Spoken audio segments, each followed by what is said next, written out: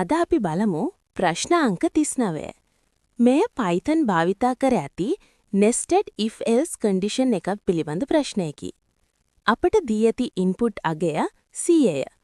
දැන් step by step code එකේ ක්‍රියා කරන ආකාරය බලමු. පළමුව n සමානයි int input. ඒ අනුව n සමානයි 100 වේ. දැන් පළමු if condition එක පරීක්ෂා කරයි. if n විශාලයි බිඳුව. 100 විශාලයි බිඳුවද? ඔව්, සත්‍යයි.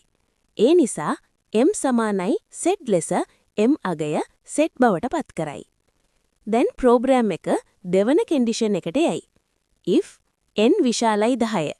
100 විශාලයි 10ද? ඔව්, මෙයත් සත්‍යයි. දැන් nested condition තුලට යයි. පළමුව පරීක්ෂා කරන්නේ if n විශාලයි 100. 100 විශාලයි 100ද? නැහැ. 100 කියන්නේ 100ට වඩා වැඩි නොවේ. ඒ නිසා මේ අසත්‍යයි. ඊළඟට elif condition එක පරීක්ෂා කරයි. elif n කුඩයි 50. 100 කුඩයි 50ද?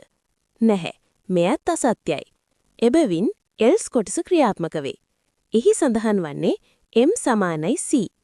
ඒ අනුව m අගය c බවට පත්වේ. ප්‍රෝග්‍රෑම් එක අවසානයේ print m.